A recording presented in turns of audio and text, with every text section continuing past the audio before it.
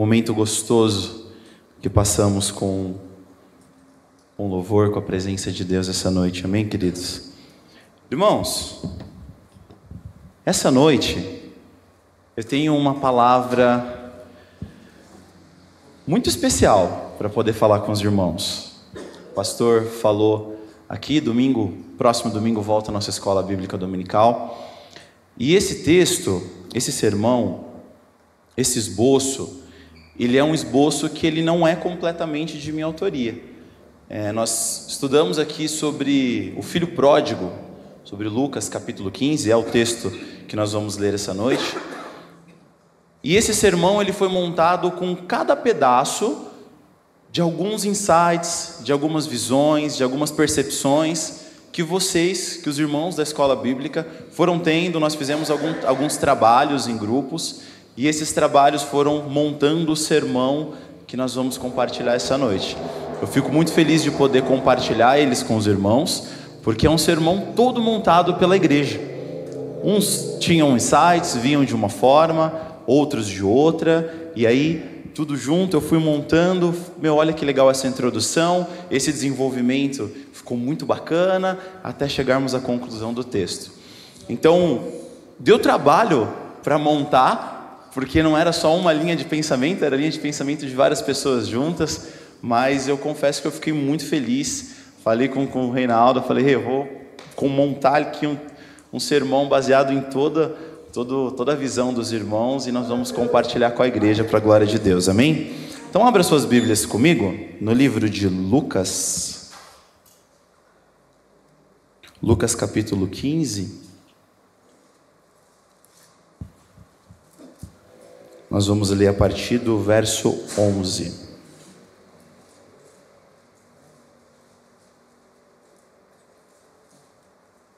Lucas 15, verso 11.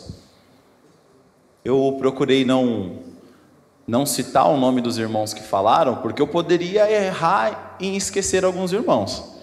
Esqueci de colocar o nome dos irmãos, mas eu queria que vocês fossem lembrando, conforme nós fomos compartilhando a palavra, de todos esses momentos que passamos juntos, amém? Diz assim, Lucas 15, a partir do verso 11.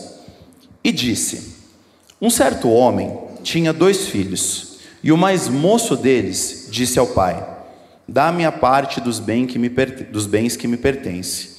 E ele repartiu por eles a fazenda. E poucos dias depois, o filho mais novo, ajuntando tudo, partiu para uma terra longínqua e ali desperdiçou os seus bens, vivendo dissolutamente. E, havendo ele já gasto tudo, houve naquela terra uma grande fome, e começou a padecer necessidades. E chegou-se a um dos cidadãos daquela terra, o qual mandou para os seus campos e apacentar porcos, e desejava saciar o seu estômago com as bolotas que os porcos comiam, porém ninguém lhe dava nada. E tornando em si, disse: quantos jornaleiros de meu pai têm abundância de pão, e eu aqui pereço de fome? Levantar-me-ei e irei ter com meu pai, e dir-lhe-ei: pai, pequei contra o céu e perante ti, já não sou digno de ser chamado teu filho, faze-me como um dos teus jornaleiros. E levantando-se, foi para o seu pai. Quando ainda estava longe, viu o seu pai, e se moveu de íntima compaixão, e, correndo, lançou-se-lhe ao pescoço e o beijou. E o filho disse: pai, pequei contra o céu e perante a ti, já não sou digno de ser chamado teu filho. Mas o pai disse aos seus servos: trazei depressa a melhor roupa e vesti-o, e põe-lhe um anel na mão e alparca nos pés. E trazei o bezerro cevado e matai-o. Então comamos e alegremo-nos, porque este meu filho estava morto e reviveu, tinha se perdido e foi achado. E começaram a alegrar-se. E o seu filho mais velho estava no campo, porém quando veio e chegou perto de casa, ouviu a música e as danças, e chamando um dos servos perguntou-lhe o que era aquilo. E ele disse-lhe: veio teu irmão, e teu pai matou o bezerro cevado, porque o recebeu são e salvo.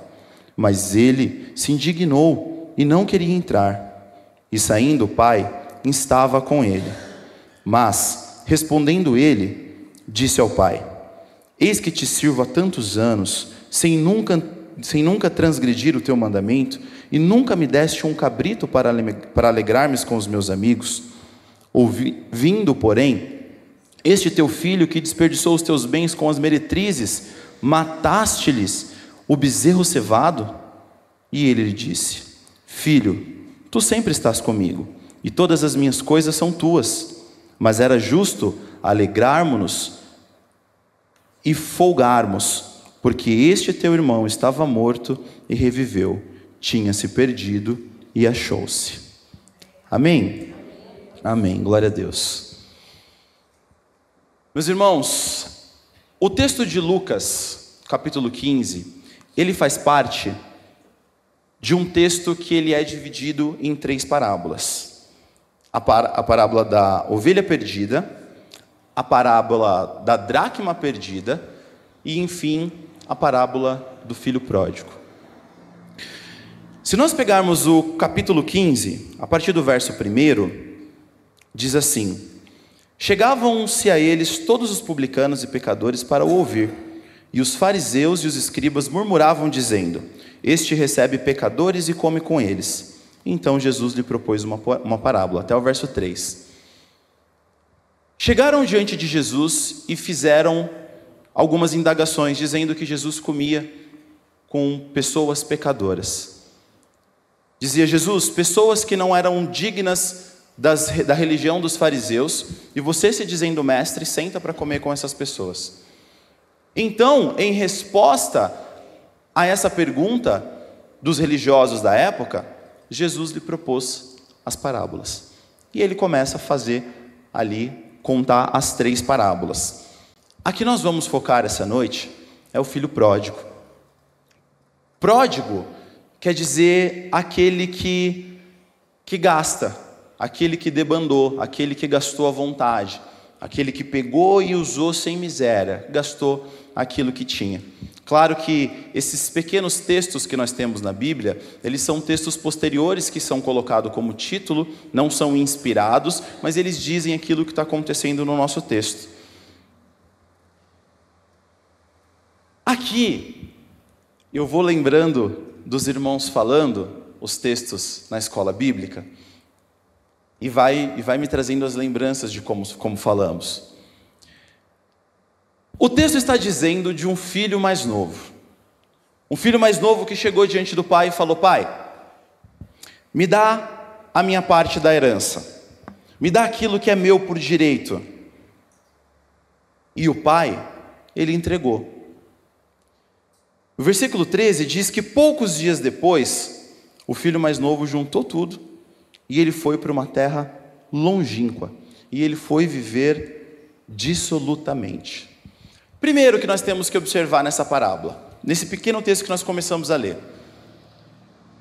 Se é normal o filho pedir a parte da herança, pegar a sua parte da herança, você receber um testamento, uma herança, quando os pais morrem. Isso é comum. Os pais faleceram, pegam-se ali os bens dos pais e reparte para os seus filhos, então os seus filhos, cada um tem a sua parte na herança. Numa cultura judaica, patriarcal, um homem que é o sacerdote da sua casa, o homem que tem as definições daquilo que pode e não pode acontecer, um filho mais novo, a Bíblia diz, no versículo 12, que o mais moço dele disse para o pai, o filho que não recebia a mesma quantidade na dissolução dos bens quando o pai morria. Porque o povo judeu, o primeiro filho, o primogênito, ele recebia uma parte a mais na herança do que os outros filhos, por ele ser o primogênito. Por ele abrir ali as portas dos filhos, ele recebia uma herança a mais. Só que o mais moço se achou no direito de dizer para o pai, me dá a parte que me cabe na herança, porque eu vou embora. Isso, para nós hoje, já é algo terrível. Imagina você chegar para o seu pai hoje, para sua mãe hoje, e dizer, me dá tudo aquilo que eu tenho de direito de quando você morrer, porque eu vou tocar a minha vida. Como será que o pai recebeu essa palavra? Filho, será que o que você está esperando é a minha morte? Agora você imagina o tamanho da desonra que era para um judeu ouvir isso do seu filho. Agora você imagina o tamanho do escândalo que era na época, um judeu está ali, Jesus respondendo isso para um povo judeu, onde o pai no seu patriarcado, ele tem que receber toda a honra de um pai, totalmente diferente de algumas outras culturas. O que o filho mais moço estava dizendo para o seu pai era: pai, você está morto no meu coração. Era como se o pai estivesse ouvindo dizer que para aquele filho ele tinha morrido. E Jesus diz, lá em 1 João, no capítulo 3, no verso 15, que é no coração que nós matamos. Que é no coração que, se nós odiamos alguém no nosso coração, nós cometemos homicídio. Nós assassinamos. Sabe aquele momento que o ódio toma você? Sabe aquele momento, e se já aconteceu alguma vez, que você está com tanto ódio, que você fala: eu nunca mais quero estar perto dessa pessoa. Eu nunca mais quero ter essa pessoa por perto de mim. Porque dentro do seu coração, você já matou essa pessoa para você. Dentro do seu coração, você está tomado pelo ódio de uma forma que você não quer nunca mais ver essa pessoa. Para você, é como se ela tivesse morrido. E aí, está escrito no livro de 1 João que aquele que odeia é como se ele tivesse praticado um assassinato. Tem uma palavra, ela não está na Bíblia, mas é uma palavra muito sábia, que diz que aquele que não perdoa, você não liberar perdão, você não perdoar alguém que te fez um mal, é você tomar o veneno e você esperar que outra pessoa morra. O ódio, a falta de perdão, toma conta do seu coração, como se as pessoas que nós temos dentro do nosso coração, elas nascem e elas morrem para nós dentro do nosso coração. E o filho, ele desonra o seu pai, pedindo os seus bens. E ele vai embora. E a Bíblia diz no versículo 13 que ele vai para uma terra longínqua. Em outras traduções, está dizendo que ele vai para outro país, que ele viaja para longe da casa do seu pai. E ali ele desperdiçou os seus bens, vivendo dissolutamente. O versículo 14 diz assim, que ele já tinha gasto tudo, e houve naquela terra fome. Depois que o seu filho pegou aquilo que era seu, e ele foi embora, e ele gastou, ele foi para longe, ele viajou para longe da casa do seu pai, e ele gastou o seu dinheiro, naquela terra houve fome, e ele começou a padecer por necessidades. Ele começou a ter necessidades básicas, a precisar daquilo que era necessário, porque ele gastou o seu dinheiro de forma irresponsável. E ele chegou até um dos cidadãos daquela terra, e ele pediu um emprego, tomando a consciência de que acabou meu dinheiro, agora eu preciso trabalhar. E então ele pediu um emprego. Olha só a comparação. Na casa do pai, ele era o filho do dono, e ele tinha um relacionamento de ajudar o seu pai, de trabalhar junto com o seu pai nas suas terras, mas não como um funcionário, e sim como filho de um dono. Não como um funcionário comum, mas como filho de um dono, sabendo que tudo aquilo ali era dele. O texto vai falar isso mais para frente. Porém, ele pegou aquilo que era seu, viajou, saiu e gastou irresponsavelmente. Então, o emprego que ele recebeu era apacentar os porcos. Ele sai de uma situação do filho de um homem muito bem sucedido, que a Bíblia diz que ele tem funcionários, a Bíblia diz que ele tinha condições de manter os seus funcionários, a sua fazenda, as suas terras. Só que esse filho, ele sai para trabalhar cuidando de porcos. E nós sabemos que os porcos para os judeus é um animal imundo. Não se come porcos. não se chega perto, se contamina. E ele deixou a honra de estar trabalhando junto ao seu pai, para que ele fosse para outras terras, e dentro dele, talvez a cultura daquela terra longínqua, não seja de o porco ser um animal imundo, mas para ele, o filho que saiu de dentro de uma cultura, ele sabia que para ele estava fazendo algo que era horrível na cultura dele. Ele estava apacentando os porcos. E o versículo 16 diz que ele desejava saciar o seu estômago com as bolotas que os porcos comiam. Porém, ninguém lhe dava nada. E o versículo 17 começa um caminho de restauração. O versículo 17 diz assim: e tornando em si, disse: quantos jornaleiros de meu pai têm abundância em pão, e eu estou aqui passando fome? A Bíblia diz que ele está tornando em si. É como se nesse momento, o filho que estava agindo dissolutamente, o filho que estava agindo como um louco, agindo de maneira maluca. Sabe, às vezes, quando dá uns 5 minutos, a gente fala: meu, o que eu estou fazendo? O que eu fui fazer? Às vezes, a dificuldade do dia, a raiva, o ódio, alguma situação, você fala: meu, fiz sem pensar, o que eu fiz? Quando eu fui ver, fiz. Agora você imagina que esse jovem, ele teve algumas atitudes que mudou completamente a sua vida. Atitudes que foram desonrosas com o seu pai. E muitas das vezes, quando nós começamos a nos afastar do pai, nós começamos a nos afastar daquilo que o Senhor preparou para a gente começa, o Salmo, se não me engano, de 42, vai dizendo que um abismo, ele chama outro abismo, e eles vão caindo. Ele está dizendo ali de uma cachoeira que vai caindo na queda de uma outra cachoeira, e a nossa percepção daquilo que é certo e errado começa a ficar menor, e a gente começa a entender que tudo aquilo que nós estamos fazendo é bom, mas no final nos leva à morte.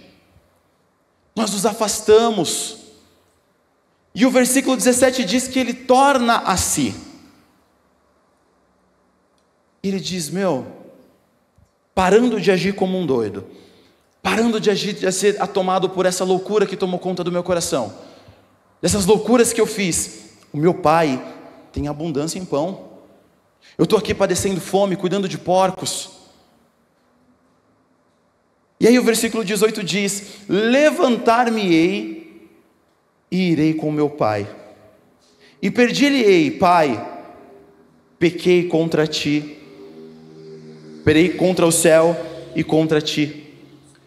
A Bíblia diz que quando o filho, ele cai em si, ele percebe aquilo que ele fez, logo a primeira atitude do filho é ele dizer: eu vou me levantar, aqui prostrado, nessa situação eu não vou ficar, eu caio em mim, eu caí em si, e eu vou me levantar, e eu vou dizer para o meu pai: eu pequei contra o céu, e eu pequei contra ti. Atitude de pessoas que caem em si, atitude de pessoas que percebem que erram. Eu torno a voltar a mim, eu percebo o meu erro, e eu me levanto contra isso, eu vou em direção contrária àquilo que eu fiz. E o próximo versículo diz: eu vou confessar o meu pecado, eu vou chegar diante do meu pai, eu vou dizer: pai, eu pequei contra Deus, eu fiz aquilo que é errado, eu fiz algo que eu não podia fazer, e eu pequei contra o Senhor, eu já não sou digno de ser chamado filho, faz de mim como um dos seus jornaleiros. Queridos, esse levantar-me-ei e voltarei para o meu pai é um caminho de volta que todos nós, um momento ou outro, devemos fazer. E todas as vezes que nós vamos ouvir pregações sobre Lucas capítulo 15, nós sempre ouvimos dizer ou do filho que ficou, ou do filho que foi embora. E o tema dessa mensagem se chama Os Dois Filhos Perdidos. Um que se perdeu enquanto ia, e o outro que estava perdido dentro da casa. É possível eu estar dentro da casa, próximo ao meu pai e estar perdido? O texto diz que sim. A palavra do Senhor, que é direção para os nossos pés, ela diz que sim.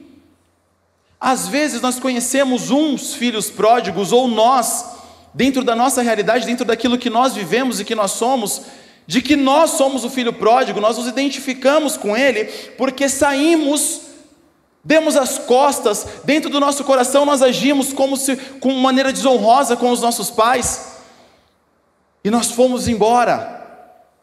Em algum momento da vida nós caímos em si.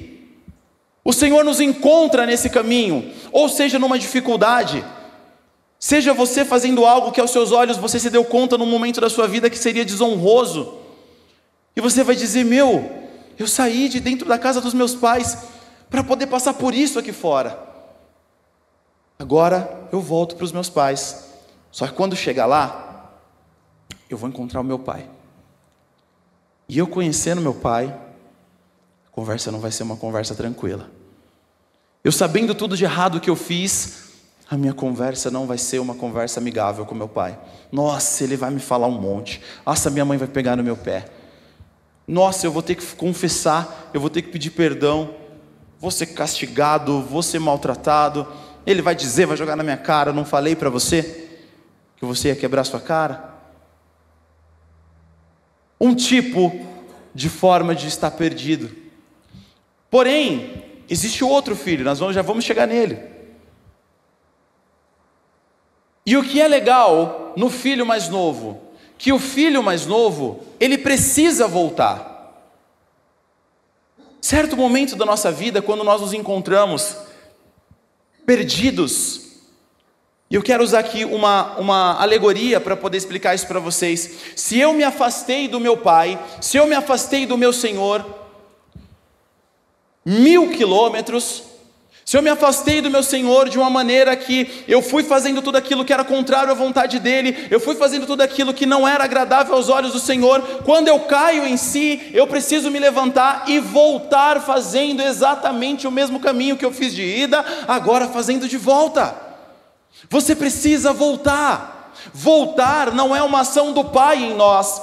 Cair em si e voltar é uma ação sua para com Deus. É uma ação de você entender a gravidade do pecado que você fez contra o Senhor, e aí então voltar ao caminho. Só que a trilhagem de voltar ao caminho não é uma trilhagem tranquila, não é fácil.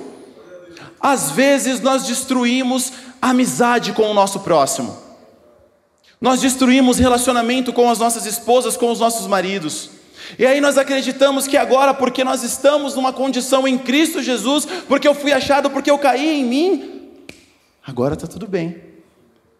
Agora eu vou sair, eu vou jogar bola com os meus amigos à noite, e a minha esposa não vai estar em cima de mim o tempo inteiro, porque eu quebrei a confiança que eu tinha com a minha esposa. E aí quando você caiu em si, você precisa fazer um caminho de volta. E esse caminho de volta é lembrando tudo aquilo que você fez. Você vai voltando tudo aquilo que você caminhou. Se você saiu daqui, você foi lá para a Bahia, e no seu caminho de volta você precisa voltar da Bahia para cá. Você precisa fazer esse caminho novamente. O filho pródigo, ele foi com dinheiro. Ele foi talvez pagando uma boa condução. Mas e para voltar?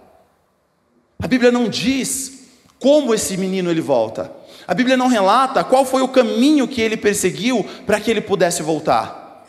Mas ele voltou sem ter mais nada, com fome. Como foi essa volta? Talvez essa volta pode ter sido dolorida.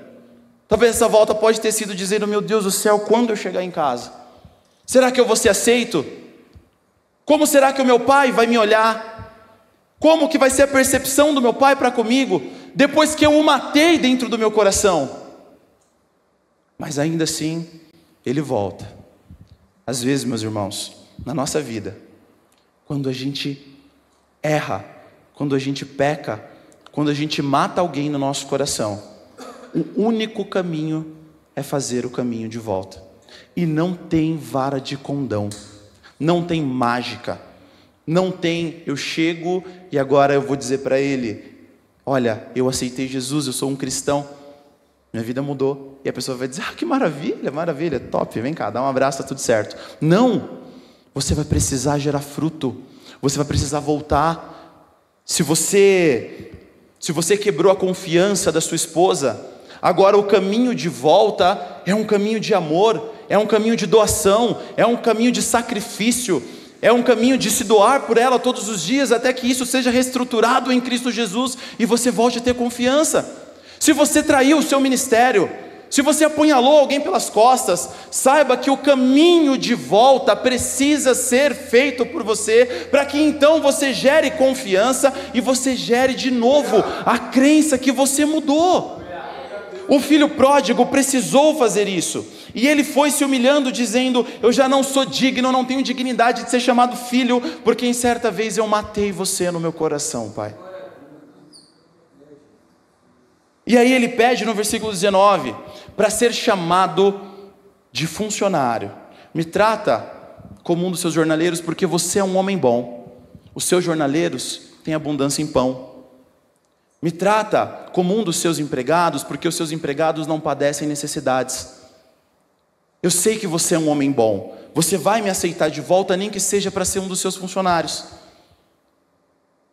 Ainda não tendo esse encontro, esse entendimento de que o pai não lançará o seu filho fora. Versículo 20. E levantando-se, foi para o seu pai. Essa foi a volta do filho pródigo. O que o texto diz é, e levantando-se ele foi para o seu pai. Agora o que acontece, como que ele voltou, a Bíblia não nos diz. O texto não fala, então ele subiu em um cavalo, numa charrete, num carro, num animal, e ele foi tranquilo, confortável, parando, comendo, dormindo bem todos os dias. A Bíblia não diz, mas diz que ele volta. Cristo nos chama nessa noite para fazer um caminho de volta. Se nós erramos, se pecamos, se fizemos o outro chorar, se matamos com o nosso ódio alguém dentro do nosso coração, Cristo nos chama para fazer um caminho de volta. E levantando-se foi para o seu pai. Quando ainda estava longe, viu o seu pai e se moveu de íntima compaixão. E, correndo, lançou-se ao seu pescoço e o beijou. O pai estava esperando o seu filho. Eu não sei dizer se em uma janela, eu não sei dizer se num sobrado, mas a Bíblia diz que o pai estava olhando.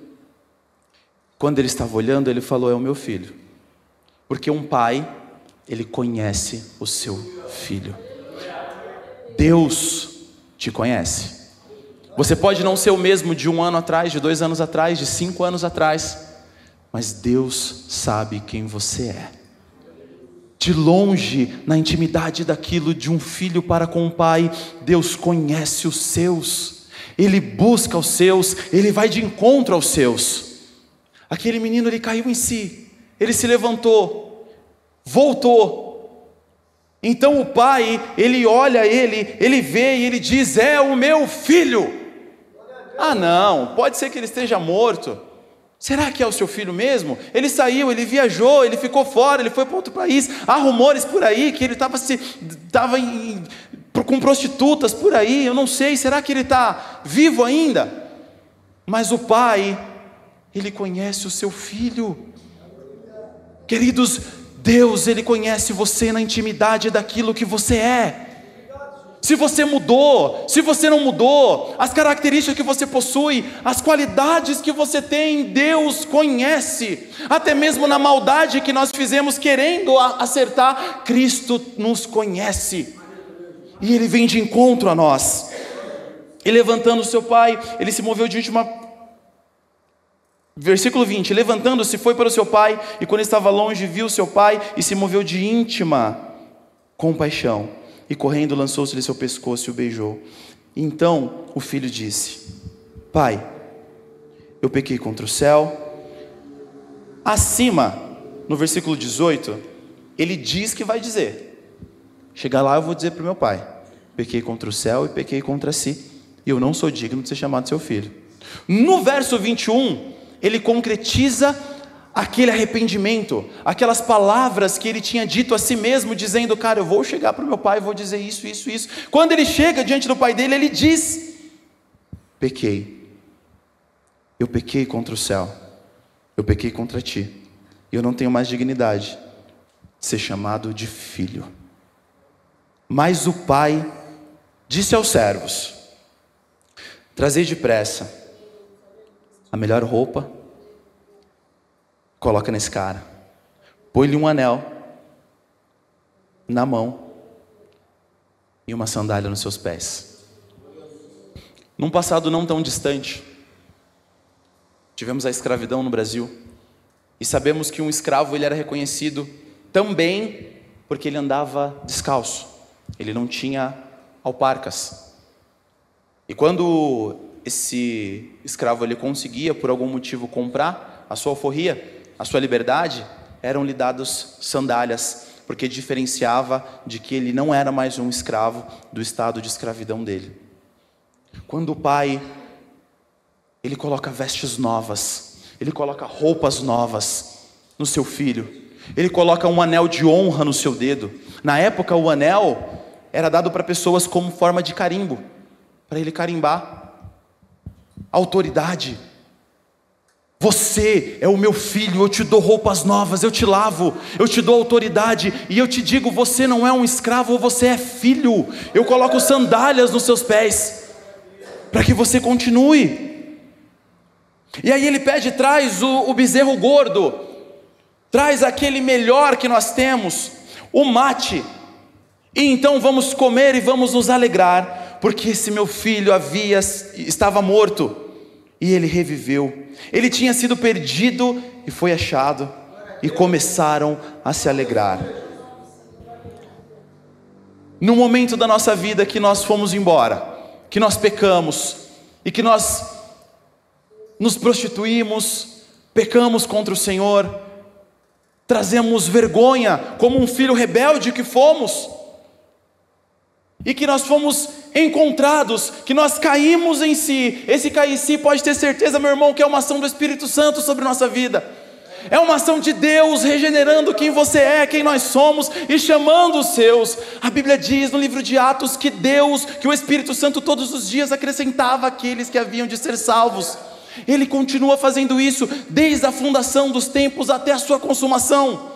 O Espírito de Deus chama os seus. Certa vez ele chamou, e você respondeu com fé, se levantou e veio e recebeu vestes novas, anéis de autoridade e sandálias para te dizer que você não é mais escravo, você é filho. Então eles comeram, e o pai ficou feliz porque esse filho voltou, e o pai ficou feliz porque esse filho estava de volta à sua casa. Porém, nós entramos agora no segundo filho. E no versículo 25: e o seu filho mais velho estava no campo. Porém, quando veio, chegou perto da casa, ouviu as músicas e as danças, chamou um dos seus servos e perguntou o que era aquilo. E aí o servo disse para ele, verso 27, veio teu irmão e o seu pai matou o bezerro cevado, porque ele o recebeu são e salvo. Mas ele ficou indignado e não queria entrar. E saindo o pai de dentro da festa, estava com ele. Mas respondendo ele disse, pai, eu te sirvo há tantos anos, sem nunca transgredir os seus mandamentos, e você nunca me deu um cabrito para eu fazer uma festa com os meus amigos. Vindo, porém, este teu filho, que desperdiçou os seus bens com as meretrizes, mataste-lhe o bezerro cevado. O filho mais novo, o filho que estava em casa, o filho que ficou, o filho mais velho, o filho que estava em casa, que ficou, ele não tinha, ele estava próximo do pai, ele estava dentro da casa, mas ele também estava perdido. Tanto o mais velho quanto o mais novo. os dois estavam perdidos. Um se perdeu indo embora, e o outro se perdeu dentro da casa. Talvez você não se identifique com o filho que foi embora e que gastou tudo absolutamente, mas talvez você se identifique com o filho que está dentro da casa, porém está perdido. Que está dentro da casa, mas acha que você é um escravo, mas acha que é um servo e não filho. Você está dentro da casa do pai, você está próximo ao pai, e não ter relacionamento de pai e filho significa que você está perdido.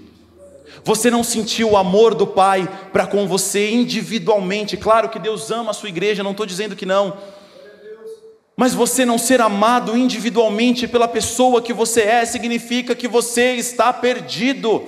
E é possível você frequentar, é possível você frequentar os cultos, as reuniões, as orações, os cultos de oração, os cultos de ensino, a escola bíblica, e você está perdido, e você não está próximo. Nessa parábola que Jesus nos diz, os dois filhos estão perdidos. Quem é você? O filho que foi embora e se perdeu, ou o filho que ficou e ainda não entendeu que Deus é pai, e ainda não entendeu que o relacionamento de Deus com você é um Deus de filho, Ele te chama de filho, Ele nos deu poder de poder chamá-los de pai. Que grande amor nos tem concedido nosso Deus, de poder sermos chamados filhos de Deus. Não mais servos, mas filhos. Queridos, Cristo tem um relacionamento íntimo, individual, com cada um de nós. Que você, ou se nós conhecemos alguém que tem 70 anos de igreja, e ainda não experimentou do amor de Deus, ainda não experimentou do resgate de Deus da sua alma, e ele só é um religioso, e ele eu vou para os cultos, eu tenho os sacramentos da igreja, mas ele ainda não tem uma identidade de quem é o seu pai, e de quem o seu pai é para com ele, ele ainda está perdido. E o filho mais velho, ele diz: eu estou aqui, eu sigo seus mandamentos, te obedeço, eu te honro, nunca matei você no meu coração, e nem aquele cabritinho mais magrelinho para fazer um churrasco com meus amigos não foi me dado. Porém, versículo 30, este seu filho não é mais meu irmão, é este seu filho que desperdiçou os seus bens. Você pega o melhor e entrega para ele. E ele disse: filho, o pai tratando ele como filho, tu sempre estás comigo, e todas as minhas coisas, cara, são suas. Você não é um escravo. Tudo que é do pai é do filho. Tudo isso é seu, filho. Às vezes, querido, nós estamos dentro do reino de Deus, sem ter o entendimento de que nós somos filhos de Deus, de que aquilo que Deus entregou para nós como filhos amados. Mas era justo alegrarmos e folgarmos, porque este irmão estava morto e reviveu, tinha se perdido e ele se achou. Queridos, às vezes a gente nasceu numa igreja de 10 anos de crente, meu avô, não é o meu caso, tá? Estou dando um exemplo. Meu avô é crente, minha mãe foi crente, sou filho de crente, eu já sei o beabá do crente.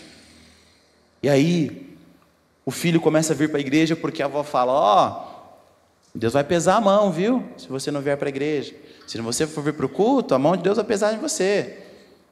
E aí, começa-se a vir porque a religião diz que você tem que vir. Porque o protocolo diz, culto de quarto, culto de domingo, e isso não é vivo dentro de você. Não é uma alegria de dizer: quarta-feira, dia de culto, terça-feira, dia de célula. E tem o culto de oração e o culto de sexta. Eu vou estar com meus irmãos, eu vou receber isso. Não. Ah, cara, culto de novo, culto de quarta. Ah, não, eu vou, porque senão Deus vai pesar a mão sobre mim. Relacionamento com Deus. Deus, Ele quer um relacionamento com você. Eu não sei se em algum momento da vida você se perdeu indo embora, ou você está perdido aqui dentro. Mas eu quero que você saiba. Eu vou usar aqui das palavras do pastor Djalma na escola bíblica. O que aconteceu depois? O irmão entrou para festejar junto com o irmão mais novo? Não sei. O texto acaba. O texto não diz que o irmão ouve o pai e depois, ok, vamos todo mundo para dentro de casa e vamos ficar felizes. Não sei. Mas que até aqui onde o Senhor nos ensinou, nós possamos ser edificados com essa palavra. A maioria desses insights, a maioria disso daqui foi tirado de dentro da escola bíblica dominical. Tudo isso aqui, meus irmãos, foram vocês quem disseram. O microfone passou na boca de cada irmão e vocês foram comentando e eu fui aqui anotando. Mas eu pedi, repete para mim. E fui fazendo. Queridos, pode ser que nessa noite você se sinta perdido aqui dentro.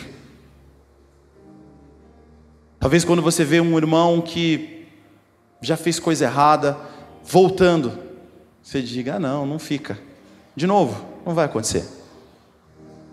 E o seu coração seja um coração tomado de murmuração. Às vezes eu não externo, eu não falo, mas eu sei que no meu coração eu vou olhar para o irmão e vou dizer, não. Morto, esse aí vai, de novo, matar o pai no coração. Talvez você não matou o pai no coração. Talvez você foi embora. Quando você caiu em si, você voltou e você achou o pai pronto para te agarrar. Ou você está perdido aqui dentro. E eu quero, no nome de Jesus Cristo, se você se sente perdido e você quer se encontrar, se você em algum momento não teve um relacionamento vivo, próximo e eficaz com o Senhor, se faz sentido para você que você pode ser o filho que foi o mais novo, ou você pode ser o filho que ficou o mais velho, eu quero te convidar para orar com você aqui nessa noite. Eu quero te convidar para você vir à frente e nós orarmos com você. Se no meio do caminho você se perdeu, nós queremos orar. O caminho de volta ele é necessário. E você vai passar por processo. E o processo ele dói. É difícil. Mas com o poder do Espírito, com o Senhor nos fortificando, nos segurando, não se sinta perdido. Cristo está com você.